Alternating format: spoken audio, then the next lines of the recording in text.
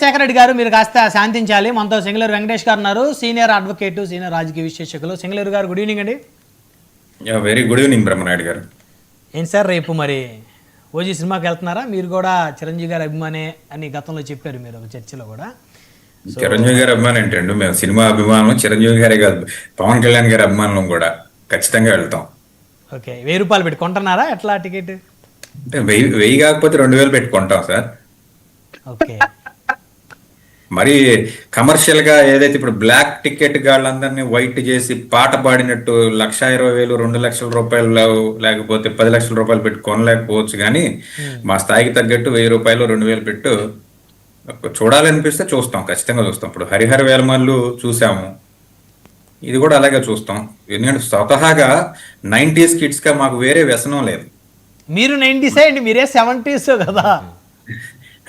90s లో తెలిసిన వాళ్ళందరికీ కూడా ఓకే, ఖచ్చితంగా సినిమా అనేదే వ్యసనం. అప్పట్లో ఈ ఫోన్లు, ఈ సోషల్ మీడియాలు ఈ ప్రభావం లేదు కదా.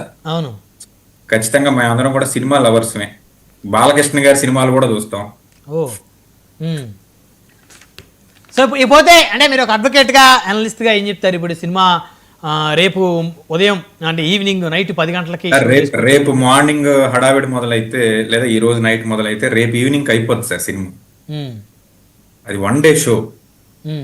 సినిమా బాగుంటే ఇంకొక 4-5 రోజులు ఆడుతుంది. ఇప్పుడేమో 100 రోజులు ఆడే సినిమాలు ఏమి లేవు కదా. లేవులే, కలెక్షన్స్ 10 రోజుల్లో కలెక్షన్స్. పవన్ కళ్యాణ్ లాంటి వ్యక్తికి ఒక రోజు collection maximum 50% of the budget లాగేస్తారు కాబట్టి, అందులోనూ ఉన్న అన్ని స్క్రీన్ లో కూడా అతని సినిమానే ఆడుతుంది కాబట్టి ముఖ్యంగా నిర్మాత సేఫ్ అవ్వాలి. ఇక్కడ పవన్ కళ్యాణ్ అనే వ్యక్తి గురించి మాట్లాడటం అప్రస్తుతం.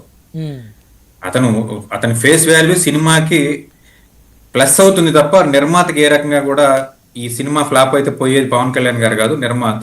కాబట్టి నిర్మాతను సేవ్ చేసుకునేటువంటి ఒక క్రమంలో ఖచ్చితంగా సినిమా అనేది ఆడాలని సగటు అభిమానులుగా అందరం కోరుకునేటువంటి ఒక వ్యవహారం. ఓకే, సో మరొక అంశం